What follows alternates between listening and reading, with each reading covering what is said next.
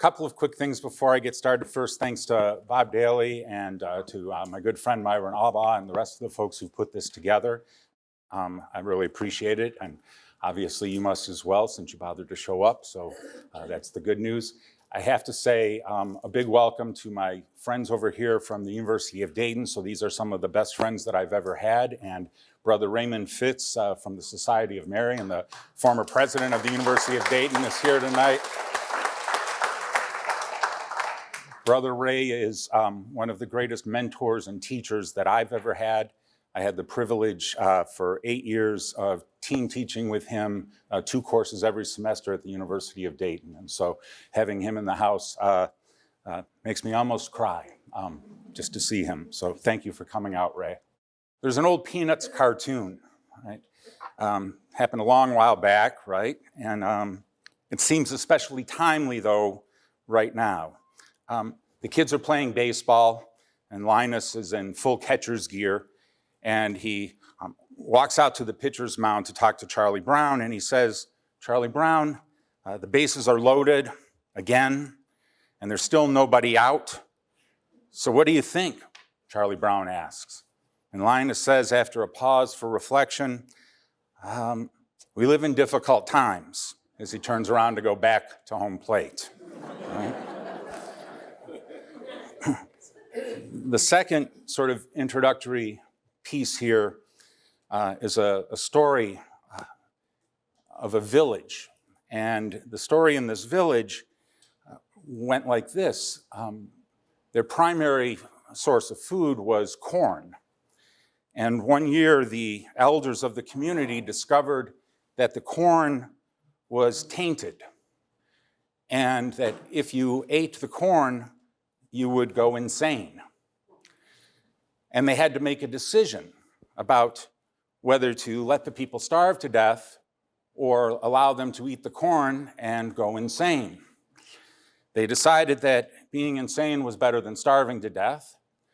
And so they decided to take some of the sacred corn that they had had from the previous year's crop, to give it to a select few, and then to feed the tainted corn to everybody else. And their rationale for this was they wanted at least one group of people to remember that the other group of people was insane.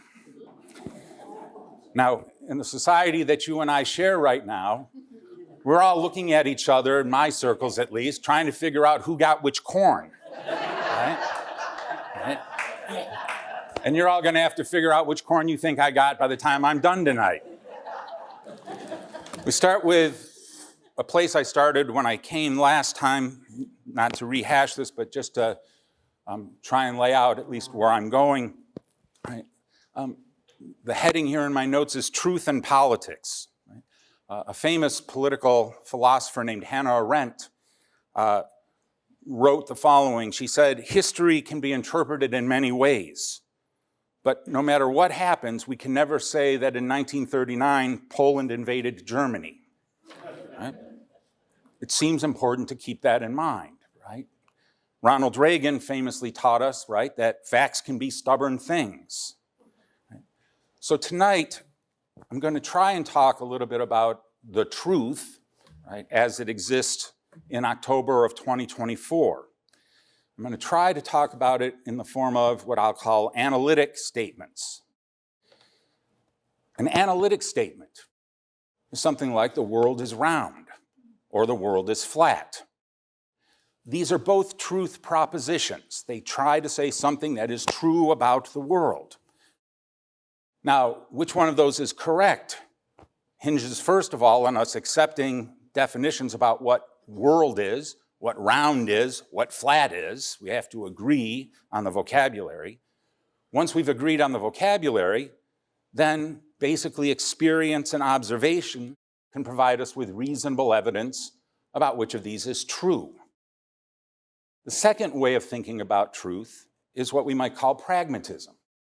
Pragmatism is basically about what works, right? If you want X, then do Y. If you don't want X, then don't do Y. Again, both of these can be determined by experience. The last kind of truth is the one that we all struggle the most with. There may be some flat earthers in the room, I don't know. But the reality is normative statements, statements about values, these are the most problematic. X is just, beautiful, good, or X is unjust, ugly, bad. Those are the questions that we spend a lot of our time arguing about. These are socially constructed, both historically and culturally. Now, this doesn't mean that there aren't truths with a capital T, or that everything is necessarily relative. But it does mean that these are what we would call highly contested, and that there is going to be significant diversity from person to person, place to place, and time to time. Sources for normative statements come from authority, reason, opinion, and taste. Hopefully, at some point, we reach a kind of intersubjective agreement with each other. This allows us to have shared values and understandings and to live with each other. Without that intersubjective agreement, we end up with culture wars, with battles over what is good, what is just, what is right, what is wrong. And that is a society that becomes one at war, either figuratively or literally, with itself. That's hard to come by these days. I'm going to do my best to stay within the analytic and pragmatic lanes tonight. I would push everybody else to try and do the same. I come here mostly, right, as a political scientist and a political philosopher. I want to say up front, for the record, I will not be discussing the legal issues facing the former president, because most of the evidence right now suggests that the indictments and the legal losses haven't moved the needle one bit. As with all other issues related to candidates, voters get to decide for themselves what matters to them and what doesn't matter to them.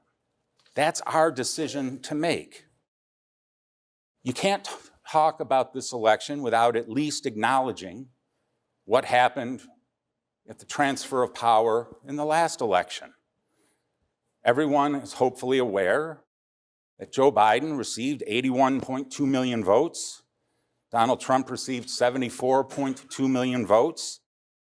One of them received 232 electoral votes and the other received 305. Now, despite this, there is still a lot of consternation about who actually won.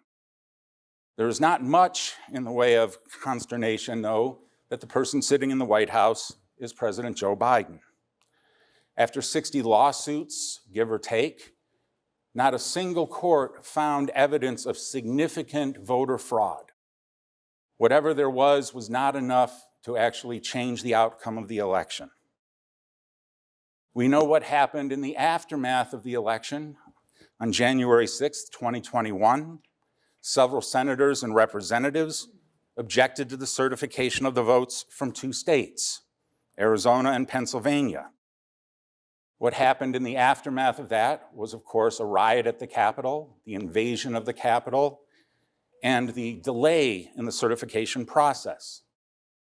At this point right now, there were about, we can tell, 2,000 folks who participated. 1,200 now have been prosecuted. 890 of those have been convicted of various crimes, and 541 have been sentenced to various terms in jail.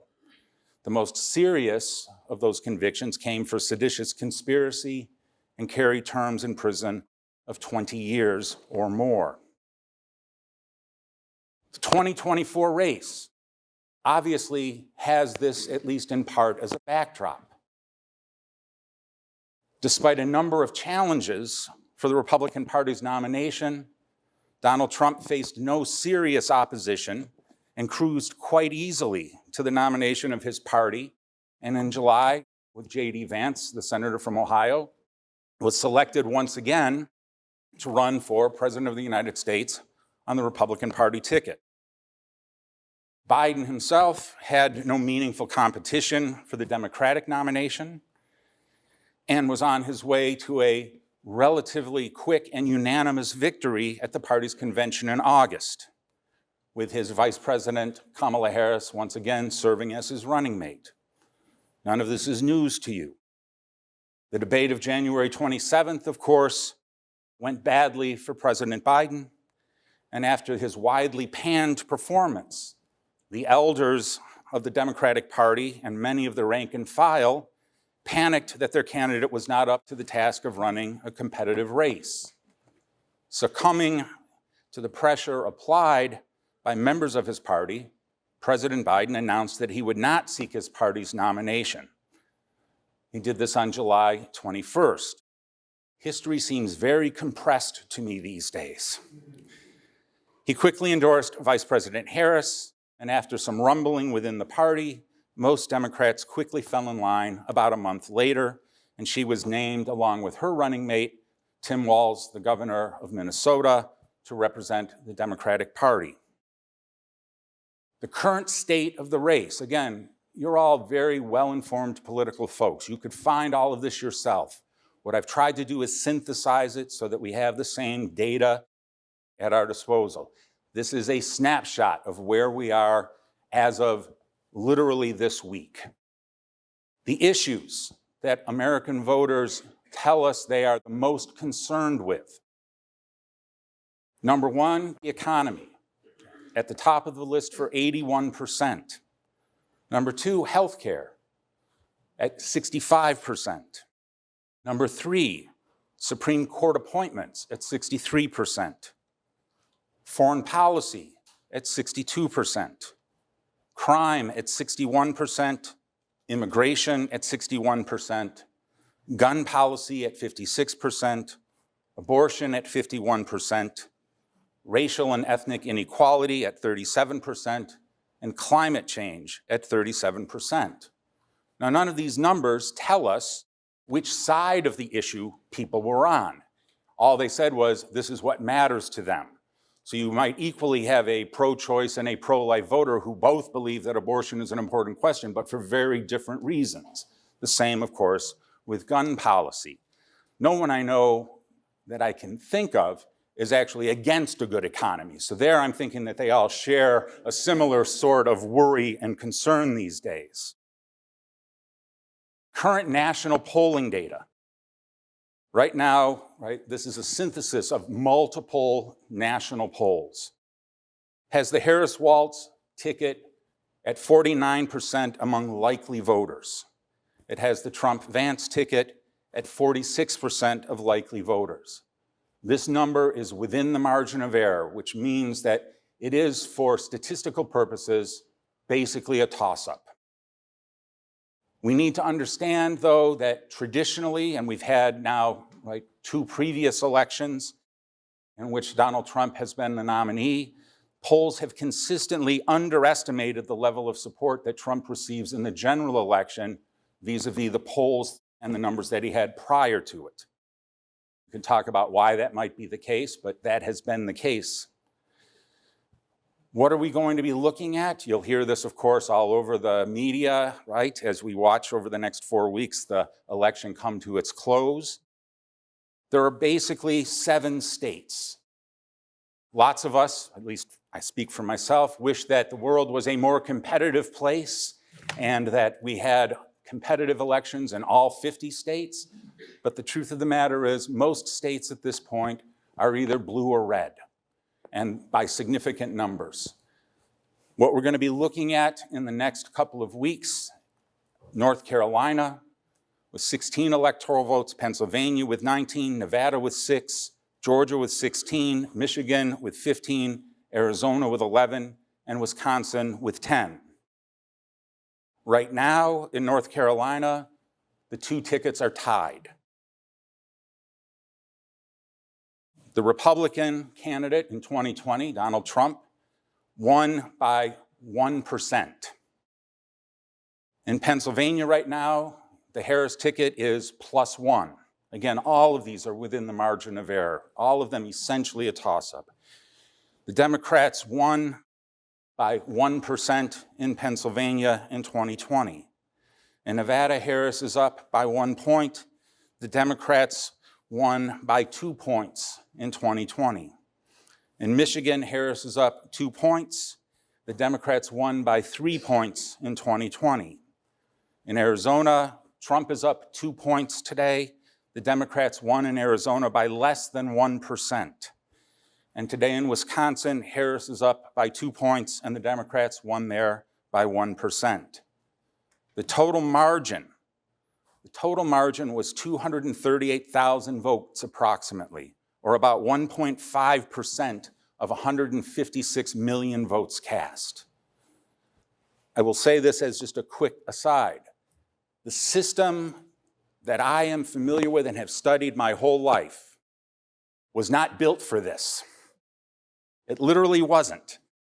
No one, I think, ever imagined when they elected George Washington unanimously that someday we would be talking about 156 million voters and less than 1% separating them by the time all of the votes were counted. The favorability polls as of right now show Harris at 44% favorable and 54% unfavorable. Donald Trump's numbers are 46% favorable and 53% unfavorable. Harris's numbers have shifted, so she has gone up in the last few weeks. Donald Trump's have been mostly the same for a long time. 46% has been about his ceiling, but it's also been about his floor. Both of them have exceptionally high numbers of favorability among the members of their own party. We do not see what we saw when Joe Biden was the nominee in the Democratic Party, where there were a large number of people who wanted a different candidate even before the debate. The demographic distribution, and that's going to matter a lot in this election, has men right now favoring Donald Trump by 52% to 46% for Harris. Women on the other side are the exact opposite. They favor Harris by 52% and Trump by 46%. So there's a big gender gap in this election. Among whites, Trump is at 56% and Harris is at 42%. So again, there's a racial gap here.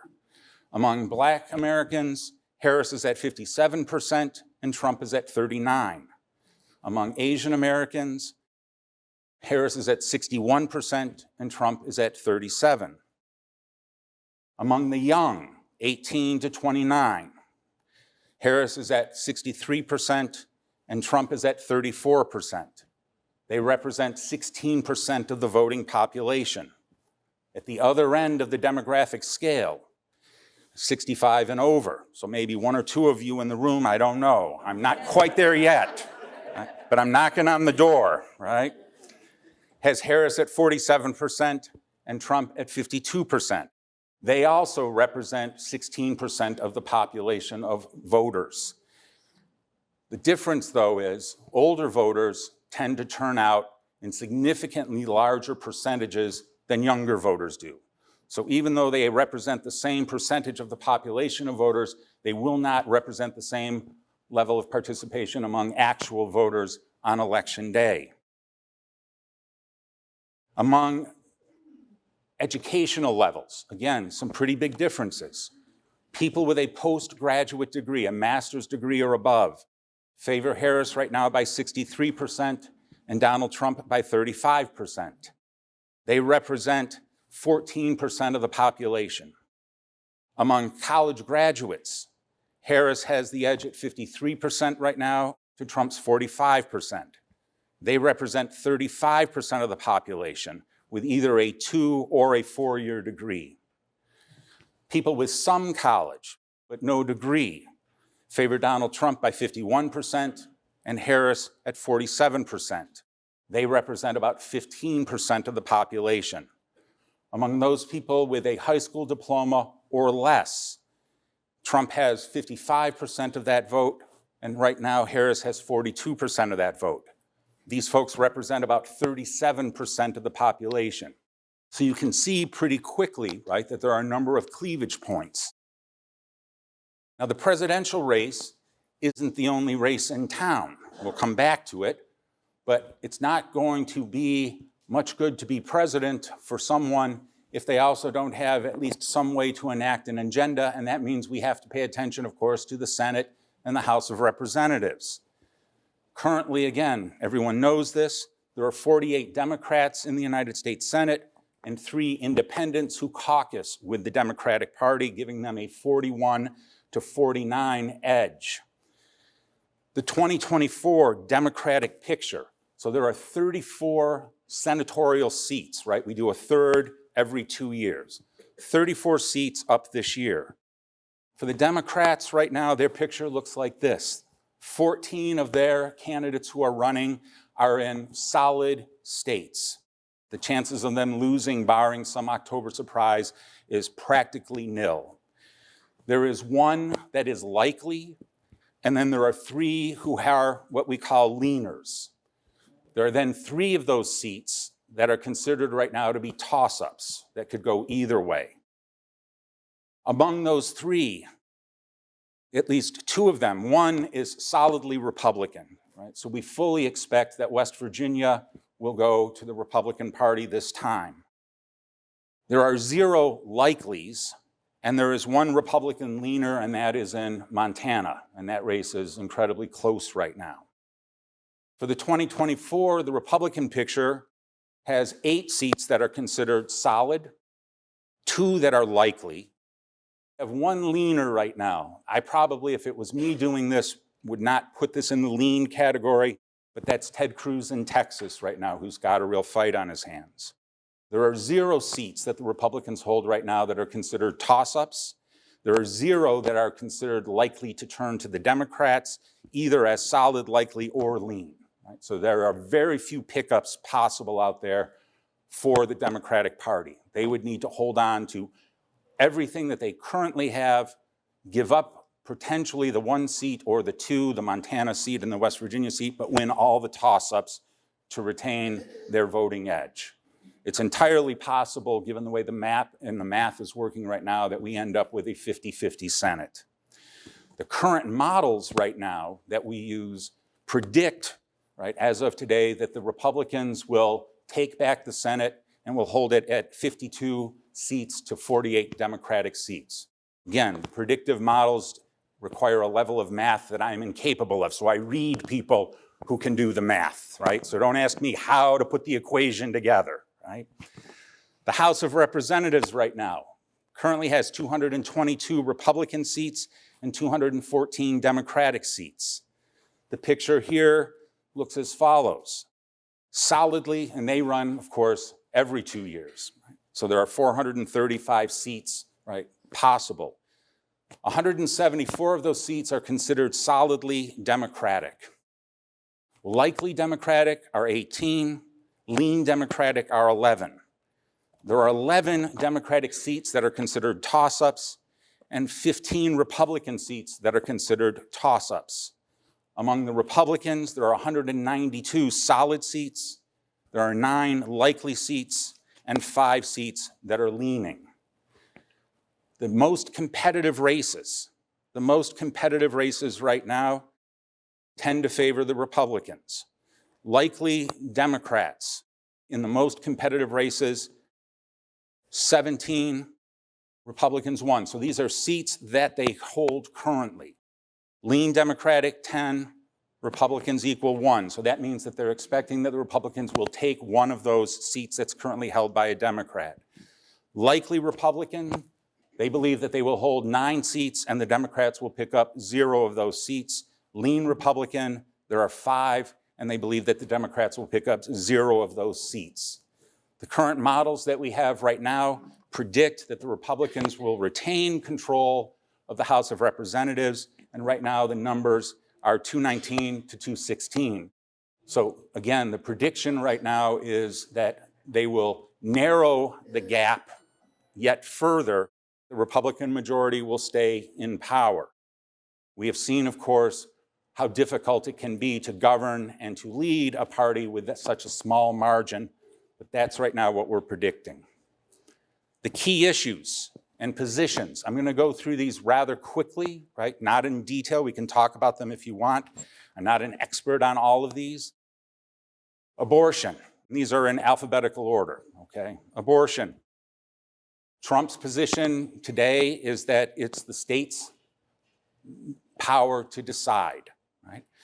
He has said in recent interviews that he has no intention of signing a national ban. On the other side, though, he has routinely taken pride in the Dobbs decision and the return of abortion to the states.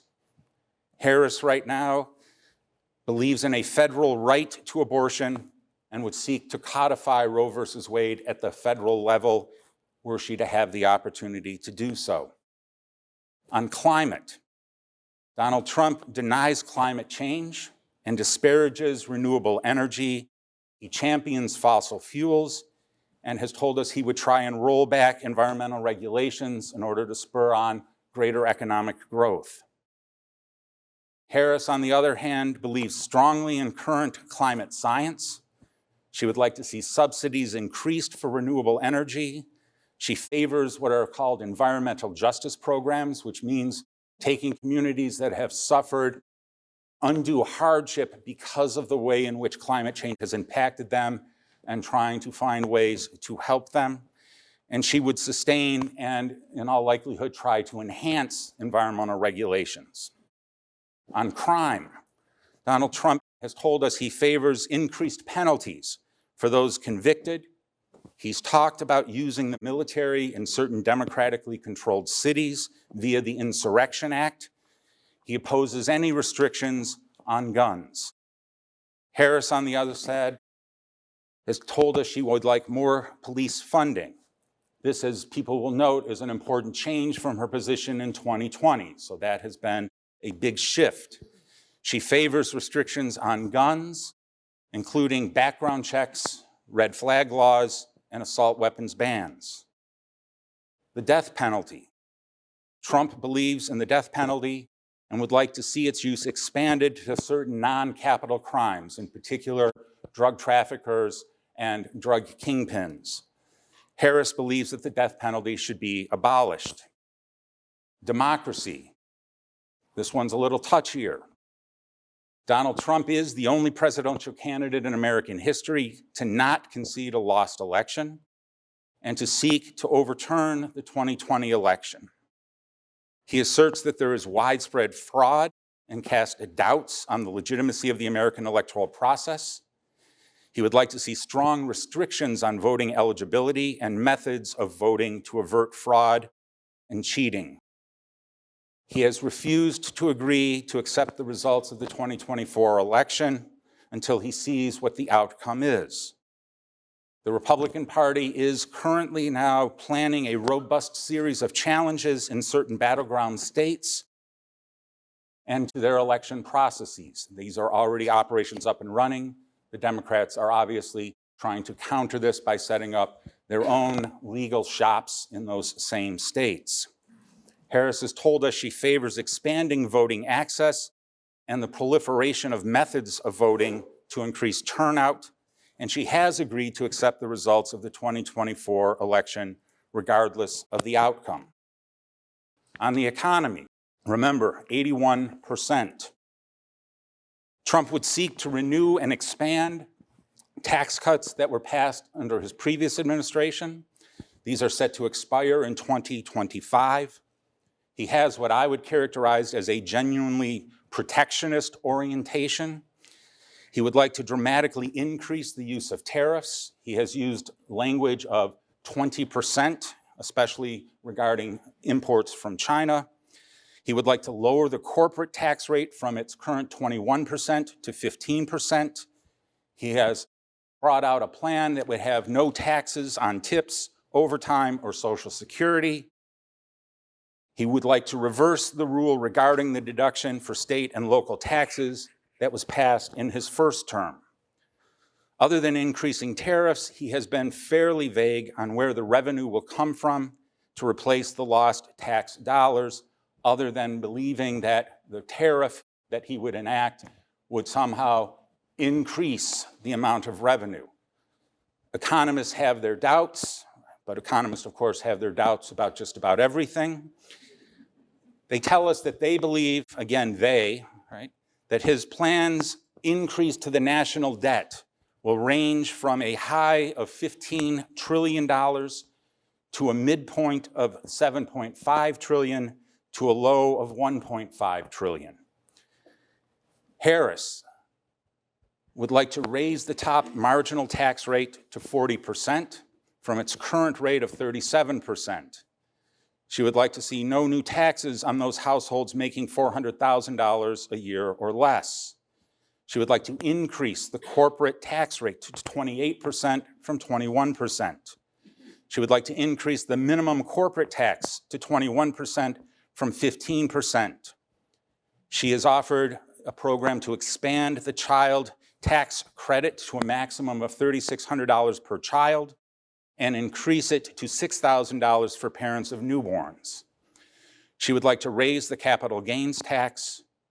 She also has latched on to this notion of no taxes on tips, though she hasn't said anything about Social Security. For her, she would also like to offer $50,000 tax credits for those starting small businesses and has talked about a $25,000 subsidy for first-time home buyers. The estimates of her plan's increase in the national debt range from a high of $8.1 trillion to a midpoint of $3.5 trillion to zero. Neither candidate is talking in any significant way about the national debt, which is now approaching $30 trillion, which has now, in terms of the interest we pay on that debt, eclipsed spending for the Department of Defense. So the big three now, in terms of the US budget obligations, come in the form of Social Security, health care, interest on the debt, and then defense. It will go up to 10% of the federal budget. Immigration. Donald Trump has promised mass roundups and the deportation of undocumented immigrants. Numbers between 15 and 20 million have been bandied about. He has talked about using the National Guard to inter them in camps prior to their deportations and has argued for the use of the US military on the southern border, contending that those seeking to cross without following the legal processes are not civilians, quote unquote. He would like to revoke birthright citizenship.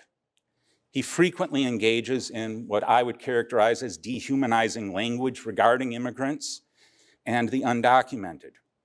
He would like to expand the program to strip citizenship from what he calls criminals, terrorists, and cheats, and with limited due process. He would like to revoke the legal status of certain refugee groups legally in the United States, like Afghani refugees.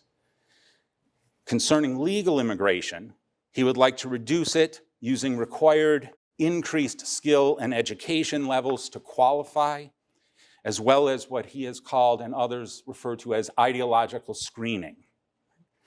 Harris, on the other side, strongly supported the bipartisan immigration proposal voted down by the current Congress that would have hired thousands of new security agents and asylum officers for the deployment to the southern border and required that the border be closed if the numbers seeking admission rose to over 5,000 per week.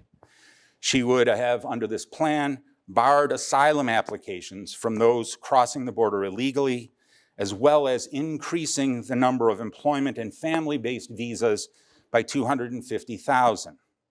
She supports DACA, which is the Deferred Action for Childhood Arrivals, and supports the so-called Dreamers, remaining in the country with an eventual path to citizenship. She believes further that we should focus on identifying the root causes of immigration in a number of Central and South American countries. Why are people leaving and what can we do to get them to stay home? In foreign policy, Donald Trump, again, primarily what we would have called an isolationist, who views alliances in mostly transactional terms. He believes that the current nature of our alliances does not serve American interest and should be re-examined or even discarded with a special focus on NATO. He has what he describes as very good relations, which he contends are strengths and good for the country with certain well-known strongmen and authoritarians, including Putin, Deng Xiaoping, Kim Jong-un in South Korea, and has expressed great admiration for Viktor Orban of Hungary. He believes that the greatest threat to American interest is Iran and its surrogates in Hezbollah and Lebanon. He believes that the war in Ukraine should be defunded and has suggested that it is time to negotiate a settlement that would clearly involve concessions to Russia of certain Ukrainian sovereign territory now illegally occupied by Russian troops. He is a strong supporter of Israel and their current conflict in Gaza. Though he is occasionally critical of Israeli leadership, he has urged them recently to, quote, finish the job. He has expressed little concern over the losses of Palestinian non-combatants, despite the death toll now in the 40 to 50,000 range. He has expressed serious doubts about the viability or possibility of the traditional foreign policy goal of the United States of a two-state solution. On this one, he might be as right as anybody these days, because I don't see a path there myself. Harris, on the other side, is an internationalist who supports the existing alliance structure of the US, especially the traditionally strong support for NATO. Indeed, she favors the expansion of NATO and the eventual admittance of Ukraine once, if, the current war with Russia is brought to an end, which is necessary to make that possible. While she understands the threat Russian aggression poses in the world, her larger concern is for the growing power, strength, global reach, and aggressive posture vis-a-vis Taiwan of China. She has denounced authoritarians in no uncertain terms. She supports continued funding of the Ukraine war effort against the Russian invasion and the provision of both defensive and offensive weapons towards that effort, but would resist any attempt to draw the US into that conflict on the ground troops or with direct military aid. She is also a strong supporter of Israel, who believes that it has both a right to exist and to defend itself vigorously in the current conflict in Gaza. However, she is careful to note her support is for the people of Israel and not necessarily for the current leadership of the Israeli people. She has called for an immediate ceasefire and has expressed significant reservations concerning the manner in which the war has been prosecuted, leading to the large-scale loss of civilian lives. Some preliminary conclusions, do with them what you will. The election that we're looking at, I believe, is going to be a turnout election as much as it's going to be about anything. Who gets to the polls? There will be exceptionally small margins in a number of very, very critical states. It will, in all likelihood, one way or another, be a contested election. The electorate, I think, will come away, as many of us have been for a long time now, frustrated. Frustrated regardless, in some cases, of who wins, insofar as getting anything done with a Congress with such small majorities is going to be difficult, even if they are from your party, let alone if we have divided government. And there is, of course, the renewed possibility of political violence. That is a specter which continues to haunt the United States of America. Recent polls show us that the future of American democracy is something that both Democrats and Republicans are worried about. 75% believe that American democracy is in danger of collapsing. This is new. We've not seen numbers like this or questions like this. 85% of Americans believe the country is going in the wrong direction. That's 90% of Republicans and 78% of Democrats. 66% of Americans believe that politicians are only interested in their own self-interest. This is dangerous because it signifies a loss of confidence and legitimacy in those people that are selected to serve in positions of power and leadership. A recent CBS poll found that when asked whether they saw members of the other party as enemies or opponents, 47% of Democrats and 49% of Republicans said enemies.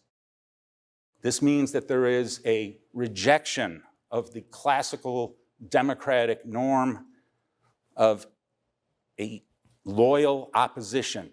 people we can disagree with vehemently but still see as fellow citizens.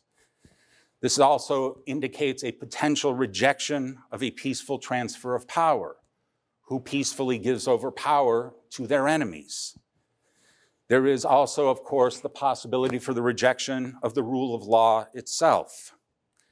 Support for the use of political violence, though still low, has increased to about 15%, which means that 15 out of every 100 Americans believe that political violence might be necessary after the next election to fix that election, whatever that might mean in their particular minds. We close with this. Can the American experiment survive? This is what we call in my business an empirical question. It is not a given. We will have to see whether it happens or doesn't. I tell my students all the time that the history of politics is the history of failure. We are only 235 years in, and we seem to be fraying quite badly at the edges. Again, a different place, a different time, but the Roman Republic lasted 700 years. That's the high water mark. But guess what? They're still not here anymore.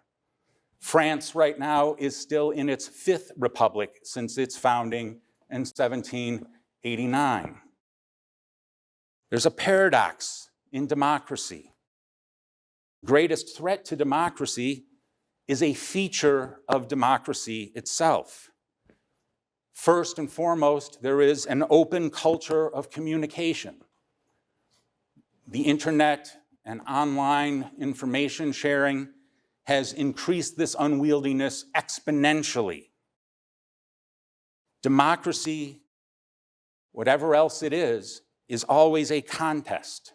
There are no inevitable outcomes. Nothing forbids a democratic society from voting for authoritarianism or from voting itself out of existence should it choose to do so. And countries have done this. Final thoughts.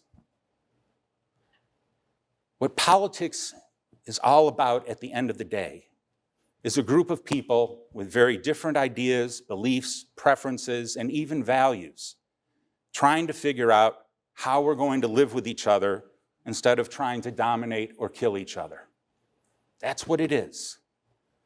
If any significant subset of that group decides that it prefers domination over or war with the others, there's not much that we can do to stop it from happening.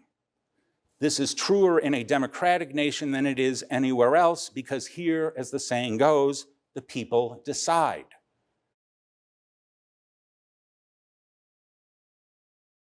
No one gets married once.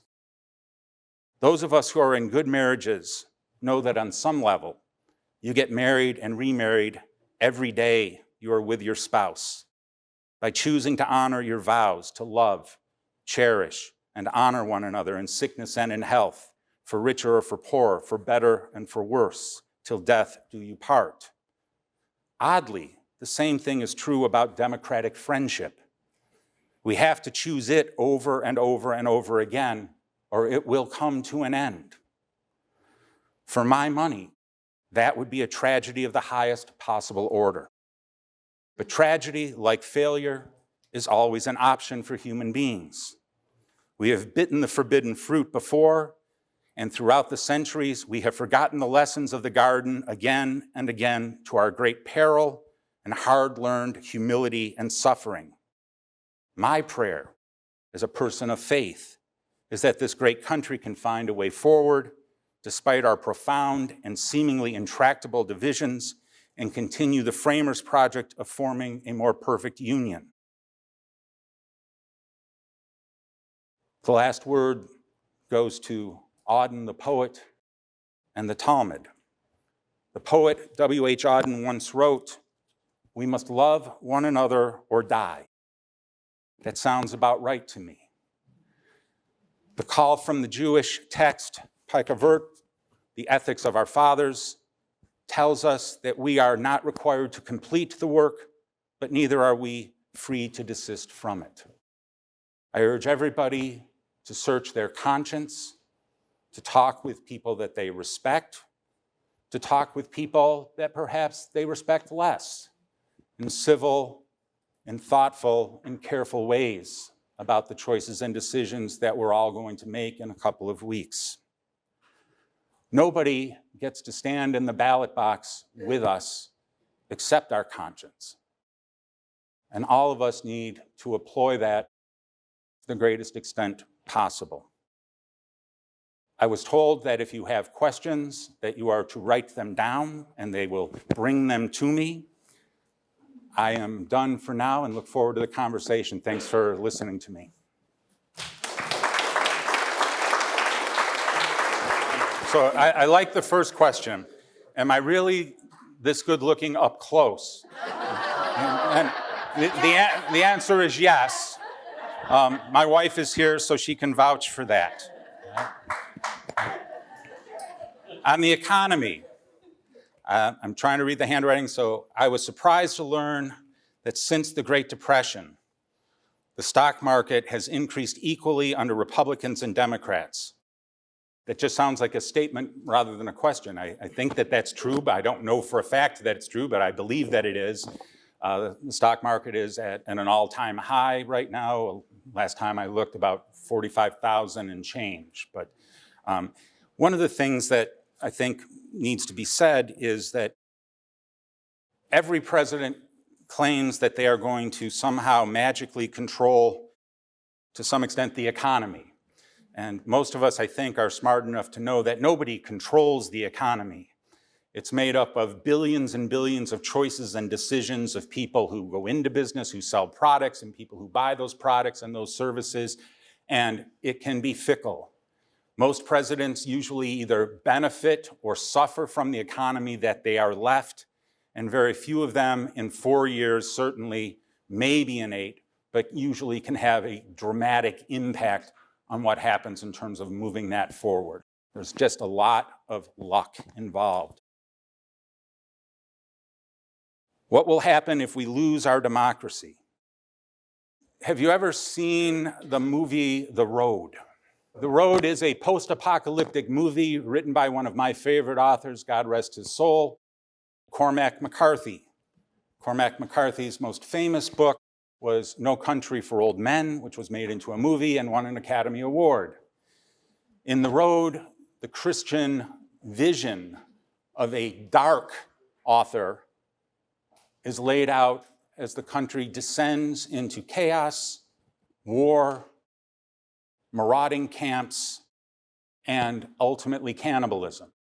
Do I think that's where we end up if we lose our democracy?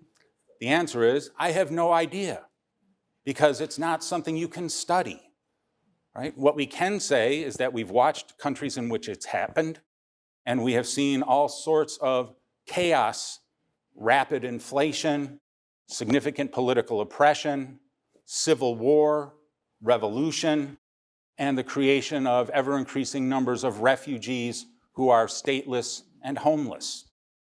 Would that happen here? I am not a person with a crystal ball. I can say that there's no circumstance under which I personally think it would be good for us. How can we change our election process so that people are more important than money? Okay, there's like so many questions, so I'm going to try and be shorter.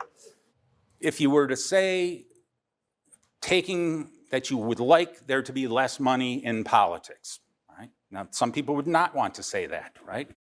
Elon Musk likes having money in politics. The one way that that could possibly at least begin to happen would be by revisiting the Supreme Court decision that unleashed, right, the torrent of dark money into our economy during political seasons, right? So this was a decision of the court, and the court basically declared unconstitutional most of the restrictions that were placed on money flowing into campaigns.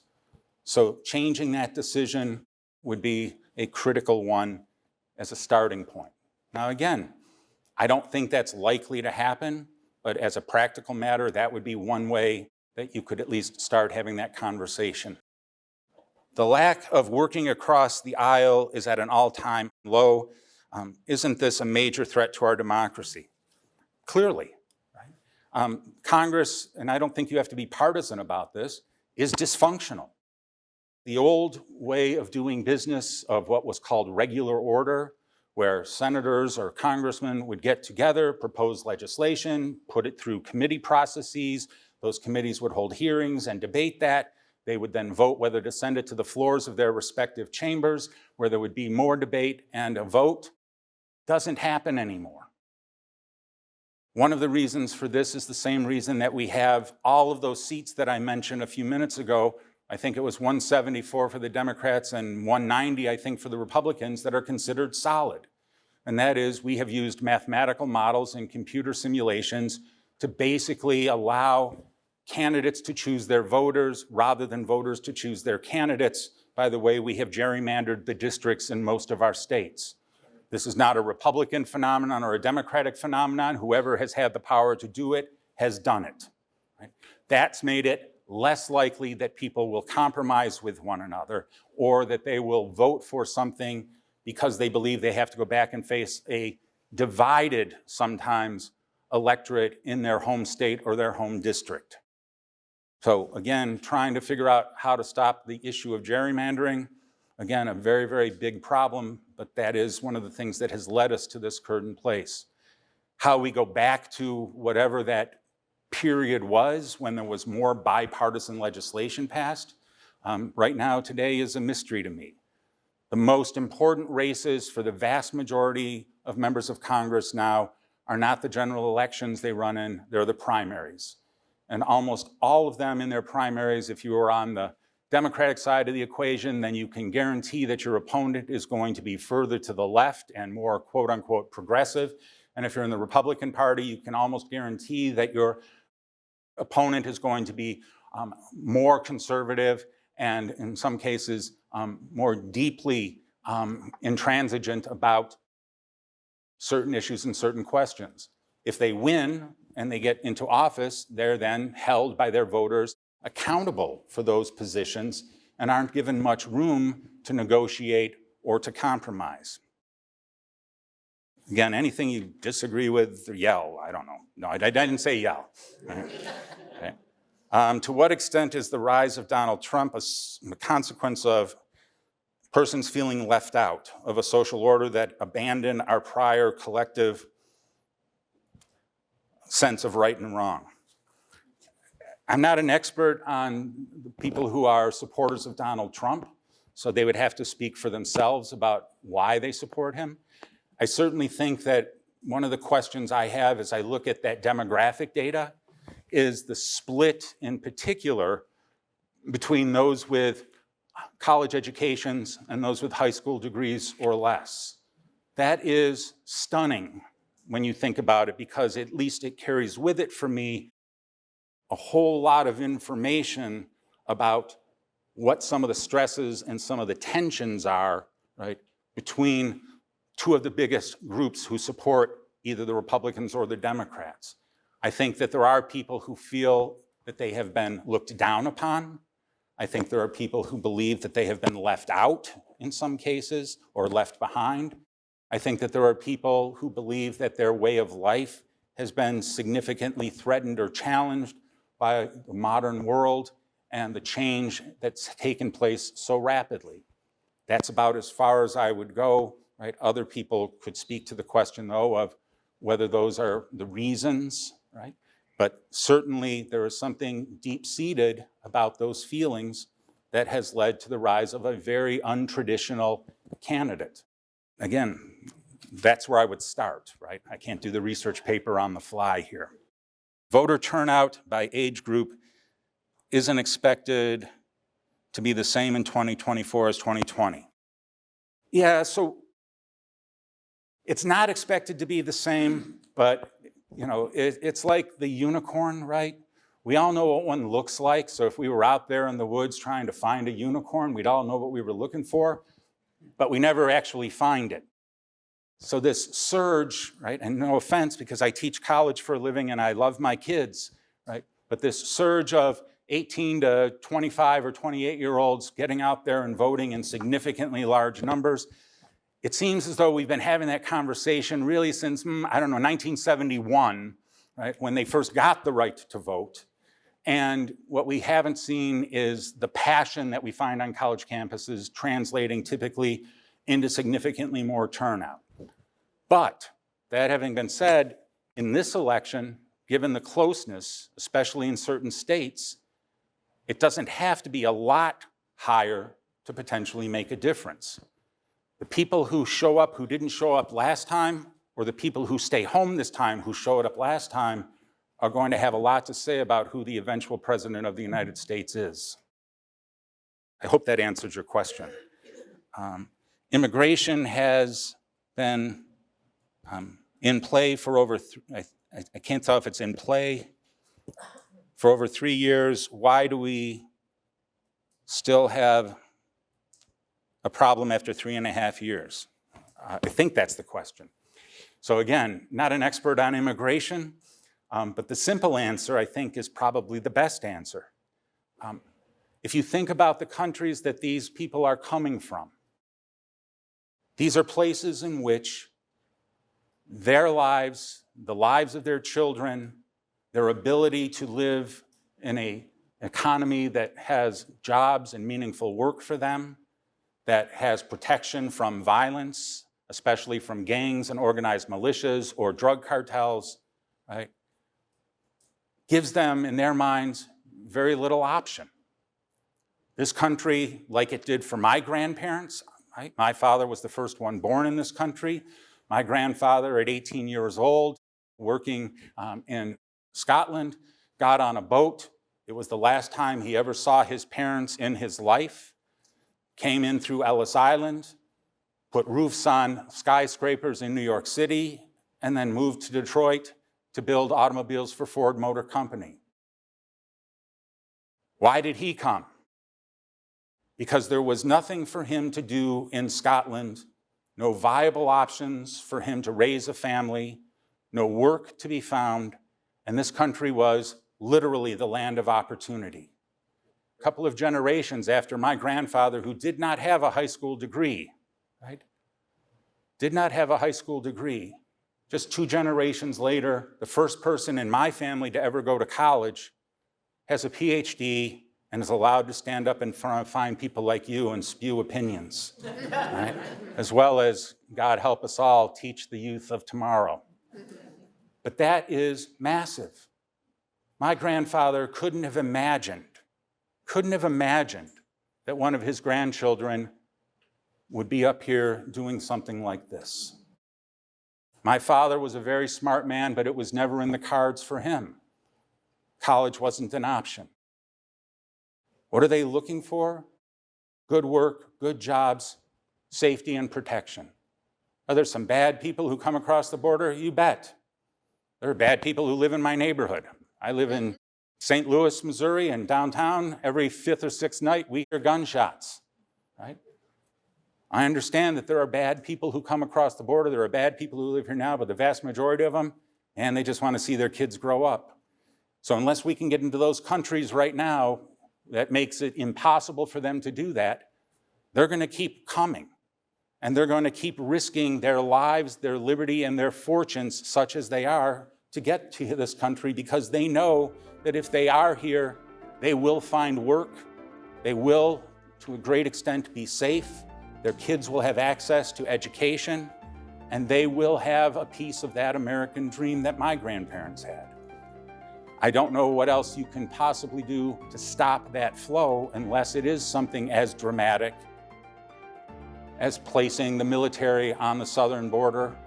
And God help us, if that happens, I would be afraid.